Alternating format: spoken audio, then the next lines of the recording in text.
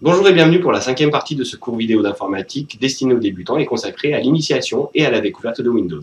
Je suis David pour ordirepar.com et dans cette vidéo, on va s'intéresser à la manipulation des fenêtres, c'est-à-dire la façon de les agrandir, de les réduire, de modifier effectivement leur taille, de les réorganiser, de les déplacer, tout ce qui touche à la manipulation des fenêtres donc. C'est ce que je vous propose tout de suite après un petit générique.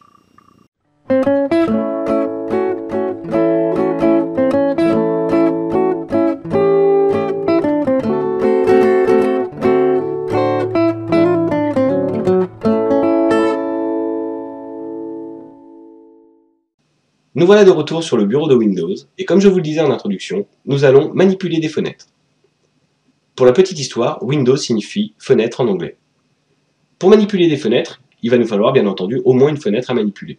Je vais arbitrairement décider d'aller dans le menu démarrer et cliquer sur Documents, ce qui va avoir pour effet de m'afficher une fenêtre correspondant à l'explorateur Windows qui va s'ouvrir dans le dossier Documents.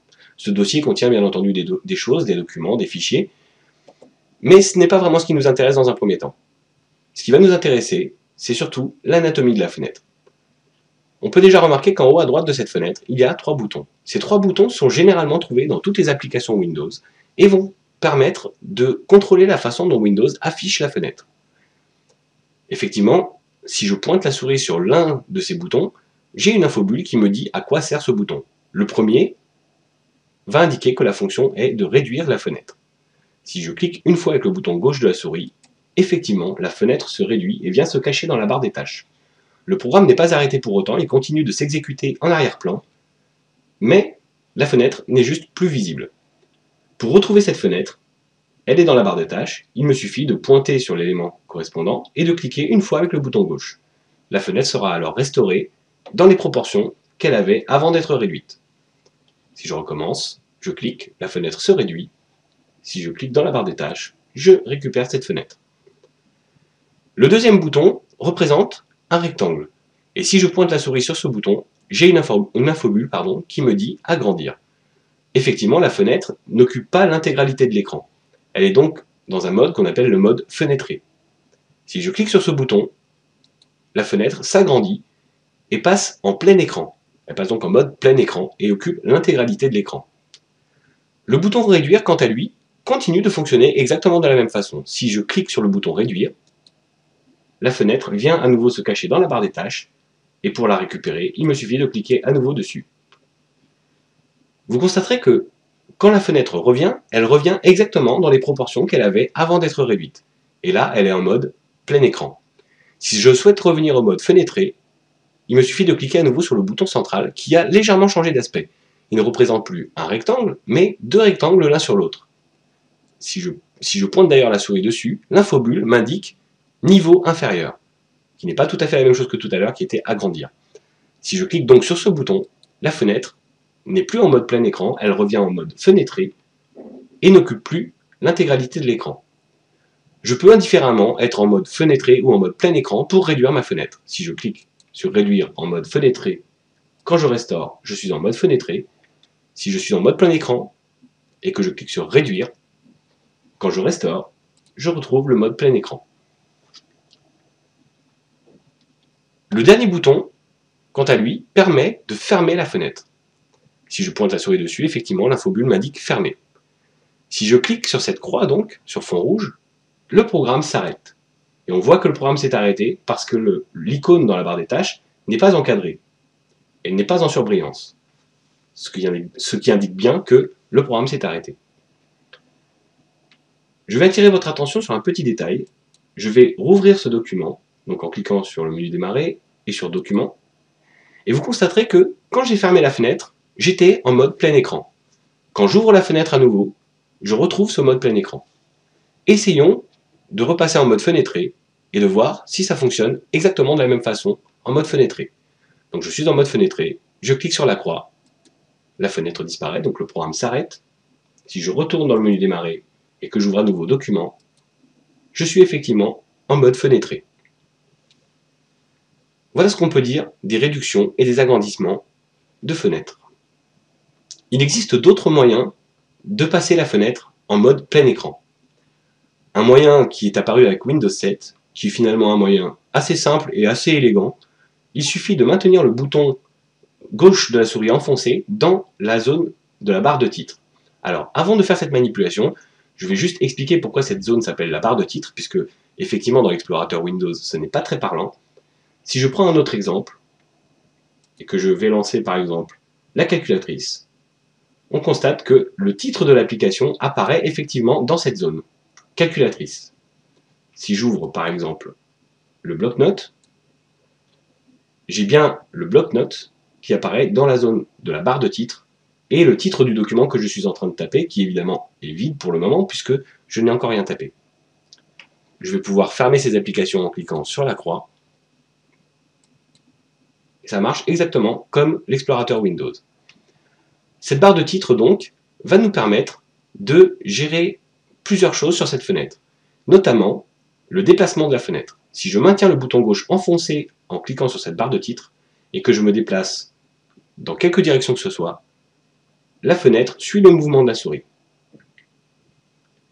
Et c'est en utilisant cette fonction de déplacement qu'on va pouvoir agrandir la fenêtre en mode plein écran par un moyen qui est apparu donc, comme je vous le disais, dans Windows 7. Si je maintiens enfoncé le bouton gauche de la souris sur cette barre de titre et que je déplace la fenêtre vers le haut de l'écran, lorsque la souris va toucher le bord de l'écran, la fenêtre va passer automatiquement dans un mode plein écran. Vous voyez qu'il y a une zone bleue qui recouvre la totalité de l'écran. Si je lâche le bouton de la souris, ma fenêtre est passée en mode plein écran. Pour ressortir de ce mode plein écran et revenir en mode fenêtré, il me suffira de cliquer à nouveau et de maintenir enfoncé la souris, donc le bouton gauche de la souris sur la barre de titre, et de déplacer la souris vers le bas de quelques centimètres, et je retrouve ma fenêtre en mode fenêtré. Je peux recommencer, je prends la fenêtre avec la barre de titre, je la glisse sur le bord de l'écran, sur le bord haut de l'écran, la fenêtre passe en mode plein écran, je rattrape la fenêtre par la barre de titre, et je descends, la fenêtre revient en mode fenêtré. Il y a une autre possibilité, qui est de glisser la fenêtre sur l'un des bords de Windows, sur l'un des bords de l'écran du bureau. Si je prends toujours cette barre de titre, avec la souris que je maintiens enfoncée, et que je me déplace sur le bord gauche de l'écran, vous voyez que la zone bleue apparaît et occupe la moitié de l'écran. Si je lâche la souris, la fenêtre s'est redimensionnée automatiquement pour occuper la moitié de l'écran. Quel intérêt, me direz-vous? Bien tout simplement, si vous avez besoin de déplacer des choses d'un dossier à un autre, on va faire l'exemple. Si je clique sur le bouton démarrer et que je vais dans Images, je peux prendre la deuxième fenêtre, la glisser sur l'autre bord de l'écran. Vous voyez que la zone occupe l'autre moitié de l'écran, je lâche la souris, et j'ai comme ça mes deux fenêtres côte à côte, ce qui va me permettre de déplacer des éléments d'une fenêtre à une autre. Nous n'allons pas le faire dans cette vidéo, il y aura probablement d'autres vidéos qui permettront d'expliquer plus facilement comment copier des dossiers copier des éléments d'un dossier à un autre. Ce n'est pas l'objet de cette vidéo, mais vous voyez que déjà, on a les prémices de ce genre de choses. Je vais pouvoir fermer cette fenêtre et détacher cette fenêtre-là du bord de l'écran. Pour la détacher du côté de l'écran, de la même façon, il faudra que je maintienne enfoncée la souris sur la barre de titre et que je descende légèrement la souris de quelques centimètres et la fenêtre se détache et revient en mode fenêtré.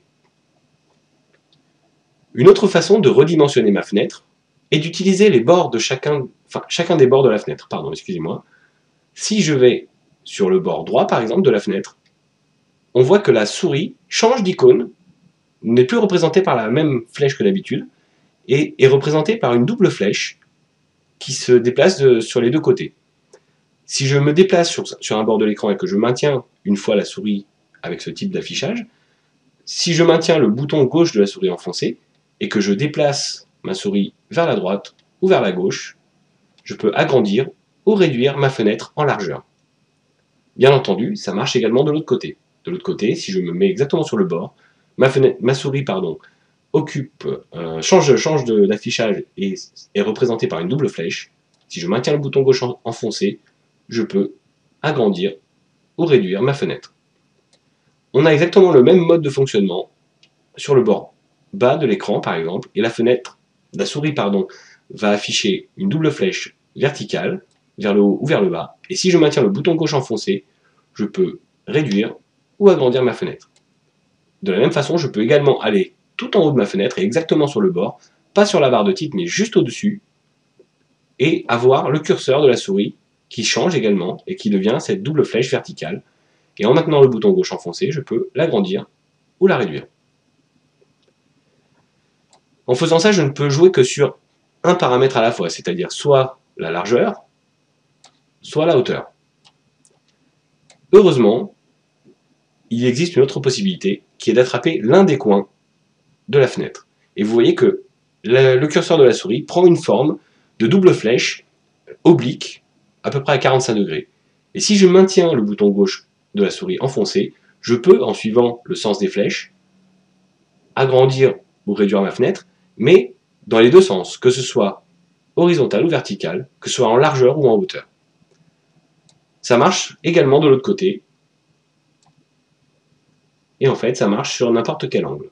Je peux le faire en haut, et je peux le faire également de ce côté-là. Attention tout de même à ne pas cliquer sur la croix, mais ça fonctionne.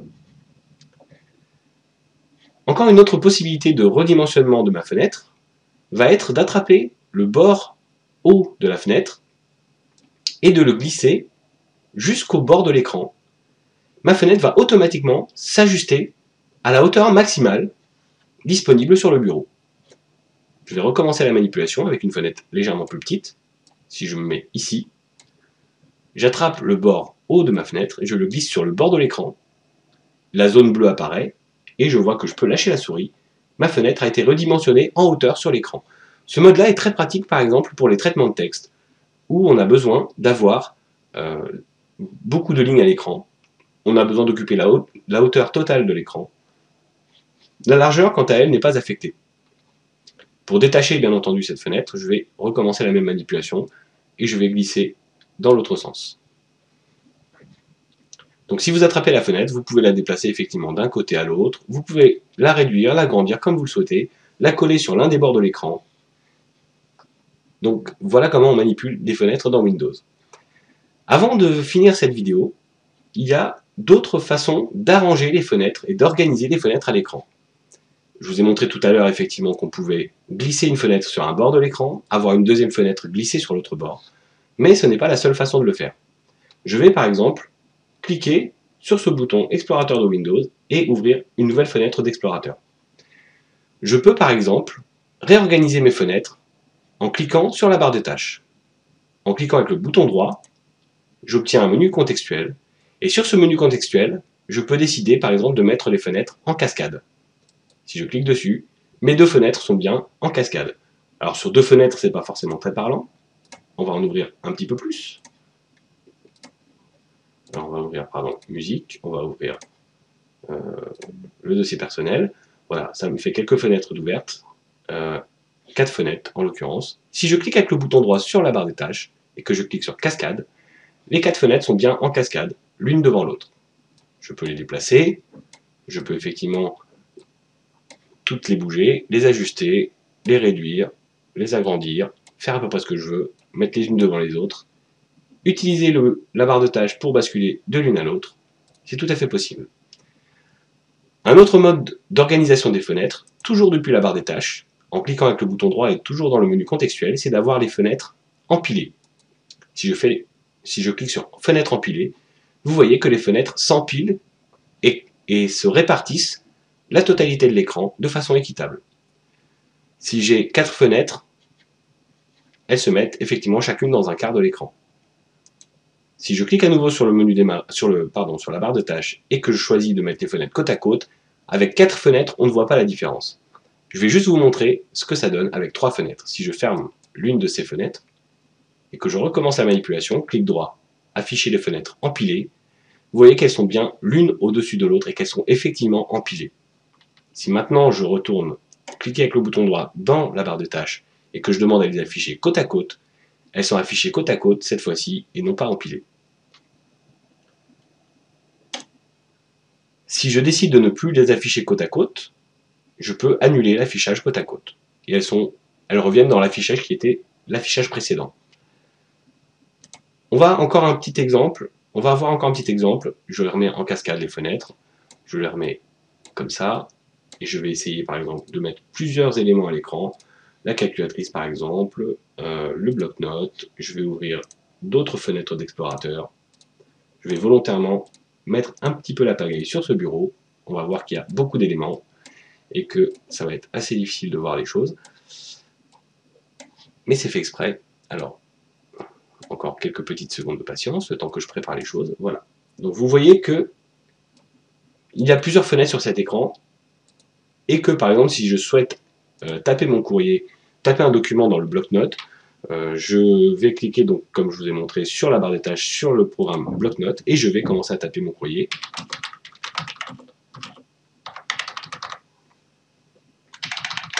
Et je peux écrire ce que je veux. Mais toutes ces fenêtres à l'écran, ça me perturbe. Et j'aimerais pouvoir m'en débarrasser et ne garder que le bloc-notes à l'écran. Plusieurs possibilités s'offrent à moi, c'est soit de passer sur les fenêtres une par une et de cliquer sur réduire, mais vous vous rendez bien compte que ça va être assez fastidieux. Soit de cliquer, comme je vous l'ai montré dans les vidéos concernant la barre de tâches, sur le bouton afficher le bureau, qui va avoir pour effet de tout masquer, puis de retourner chercher le bloc-notes, ce qui est quand même assez long également. Si je clique à nouveau sur afficher le bureau, je vois que je retrouve toutes mes fenêtres. Depuis Windows 7, il existe une autre petite astuce qui permet de nettoyer un petit peu son bureau, un peu plus simplement et de façon un peu plus amusante.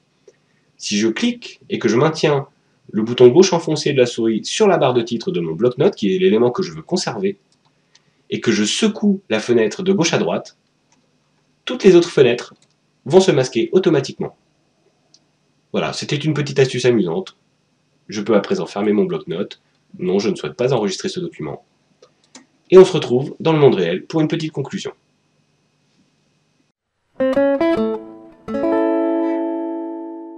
Et bien nous voilà arrivés au terme de cette vidéo sur la manipulation des fenêtres.